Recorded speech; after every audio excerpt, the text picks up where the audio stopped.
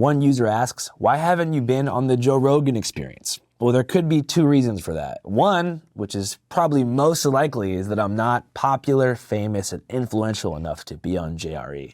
Two, could be related to a little green room spat that I had with Mr. Joe Rogan at his comedy club in Austin, Texas. So I'm not even a Joe Rogan hater, and I thought the Mothership was actually pretty tight, especially how they lock your phones up in these magnetically sealed plastic sleeves when you enter the door. It definitely brings the anxiety levels down and makes it so comedians can push the envelope a bit more with their material, so it keeps comedy and experimentation alive without the fear of cancel culture. I was in Austin doing a couple different podcasts. The first podcast was Lex Friedman, and then the following day after that, I did the Matt and Shane Secret podcast. And unfortunately, Matt was out of town, but the homie Lemaire Lee, shout out to my boy, was there replacing Matt for that day. So that night after the podcast, Shane had a set at the Mothership Comedy Club. So he invited me, and in between sets, I'm chilling at the bar downstairs, and I'm getting like lightweight blown up by fans, which is fine. You know, I love fans. It was chill, but I was kind of like in a more relaxed headspace. I wanted to just doze off, you know, listen to comedy, chill.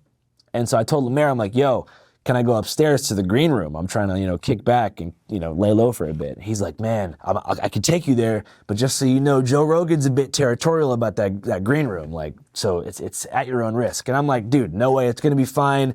Joe Rogan's reacted to like 7 of my videos because Jamie always plays them. So I'm like, it's gonna be chill. So me and Lemaire take the elevator up to the secret green room at the Mothership.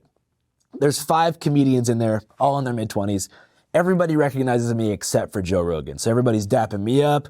Lemaire says, hey, Joe, it's my homie Andrew. Shake Joe Rogan's hand. I put some popcorn in the microwave, which I felt like was establishing myself as a member of the green room. And then I turn around and I see Joe Rogan like yelling at the security guard. And he's yelling, who let this fucking journalist in here? Kick him the fuck out. I can hear Joe saying this. I guess somebody told him that I was like a journalist, so he maybe thought that I was a Daily Beast reporter that had snaked my way into his safe space to ask him about ivermectin, which is a valid concern. So before I could even get kicked out, I was like, Lemaire, I gotta get out of here. And I walked down the stairs and went back into general population. So that could be why. I'm not sure if Joe Rogan thinks I'm like an asshole who was like trying to make my way up there to be like, dude, please have me on the podcast, bro. I'm such a big fan. But in reality, I just wanted to lay low and kick back. So